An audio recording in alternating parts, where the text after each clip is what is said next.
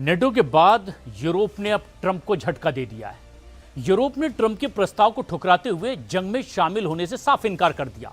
इधर ईरान ने cluster bomb से तेल अवीव पर जबरदस्त हमला किया है और इसमें खबर आ रही है 4 लोगों की मौत हो गई है। वहीं पेंटागन ने कह दिया है कि इस जंग की कोई टाइमलाइन नहीं और इस जंग में अब तक 2000 से ज्यादा लोगों की मौत हो चुकी है।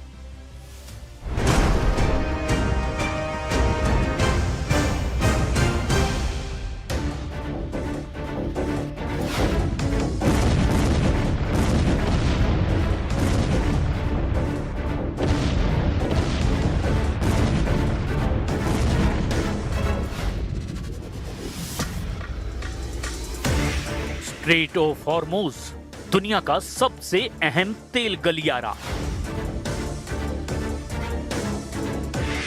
हर दिन लाखों बैरल कच्चा तेल और एलएनजी इसी रास्ते से एशिया, यूरोप और अमेरिका तक पहुंचता है। यही वजह है कि इस संकरे समुद्री गलियारे की अहमियत सिर्फ भौगोलिक नहीं बल्कि रणनीतिक भी है। ईरान की तटरेखा इस स्ट्रेट के उत्तरी हिस्से को कवर करती है, जिससे उसे नेचुरल कंट्रोल मिलता है। जैसे ही अमेरिका इजराइल ने हमले तेज किए, ईरान ने इसी भौगोलिक ताकत को अपने पक्ष में मोड़ लिया।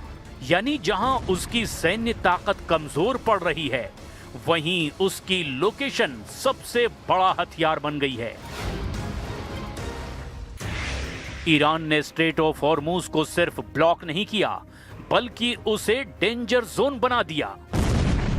समुद्र में माइंस बिछाए गए, एंटी शिप मिसाइलें तैनात की गई, ड्रोन बोट्स और स्पीड बोट्स के जरिए लगातार खतरा बनाया गया। हर गुजरते जहाज को अब रिस्क का सामना करना पड़ रहा है। नतीजा, अंतर्राष्ट्रीय शिपिंग कंपनियां पीछे हटने लगी हैं। बीमा प्रीमियम आसमान छू गया है और कई टैंकरों ने रास्ता बदल दिया है। यानी बिना पूरी तरह बंद किए ही ईरान ने इस रास्ते को इतना खतरनाक बना दिया है कि दुनिया की सप्लाई चेन खुद ब खुद टूट गई है। यहीं से शुरू होता है असली खेल, इकोनॉमिक वॉरफेयर। जैसे ही हॉर्मुज पर खतरा बढ़ा, ग्लोबल ऑयल मार्केट में उथल-पुथल मच गई। कीमतें तेजी से बढ़ी और दुनिया की बड़ी अर्थव्यवस्थाएं दबाव में आ गई। ईरान जानता है वो सीधे अमेरिका से सैन्य मुकाबले में कमजोर है, लेकिन तेल की कीमतों के जरिए वो पूरी दुनिया को प्रभावित कर सकता है। यही वजह है कि उसने इस स्ट्रेट को एक इकोनॉमिक लीवर में बदल दिया है। अब हर दिन की देरी, हर टैंकर की रुकावट सीधे ग्लोबल इकोनॉमी को झटका दे रही है। अमेरिका ने जवाब में नौसेना तैनात कर दी है, माइंस हटाने की कोशिश की और एयर स्ट्राइक भी तेज कर दी है। लेकिन हॉर्मुज का भूगोल ईरान के पक्ष में है। संकरी जलधारा, पास के ईरानी तट और छिपे हुए लॉन्च पॉइंट, ये सब मिलकर ईरान को गेट कीपर बना देते हैं। कई देशों को अब अपने जहाज निकालने के लिए ईरान से अप्रत्यक्ष अनुमति लेनी पड़ रही है। यही वो स्थिति है जहां एक क्षेत्रीय ताकत सुपर पावर को चुनौती दे रही है।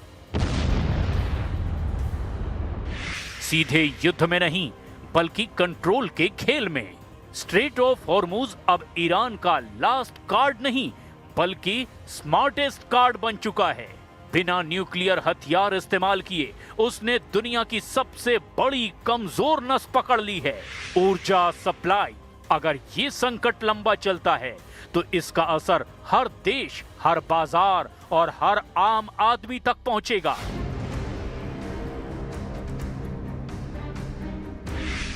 महंगाई बढ़ेगी, सप्लाई चेन टूटेगी और वैश्विक मंदी का खतरा और गहराएगा।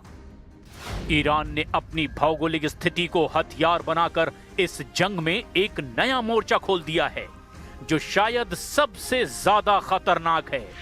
क्योंकि जैसे जैसे तेल की कीमतें बढ़ेंगी, हाहाकार और मचेगा। ईरान ने कच्चे तेल को $200 प्रति बैरल के पार ले जाने की धमकी दे रखी है।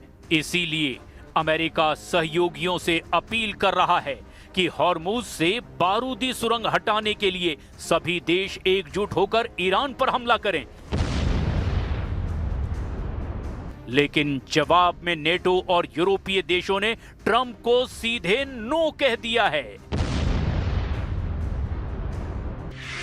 ब्रिटेन, फ्रांस और जर्मनी जैसे देशों ने साफ कह दिया है, ये हमारा युद्ध नहीं है। अमेरिका ने जिस सैन्य गठबंधन को बनाया, जो उसके इशारे पर चलता रहा, उसने भी ईरान युद्ध में साथ देने से मना कर दिया है। इससे बढ़ के ट्रंप ने नेटो को भी फटकार लगाई है। He's lucky I exist. That's all I can say. Because if you're going to allow countries that are sick and demented, and they are demented, to have nuclear weapons, everybody in the whole world should be very thankful. And I'm disappointed in NATO, very disappointed. I'm disappointed in a couple of other countries too. But they should be very thankful that this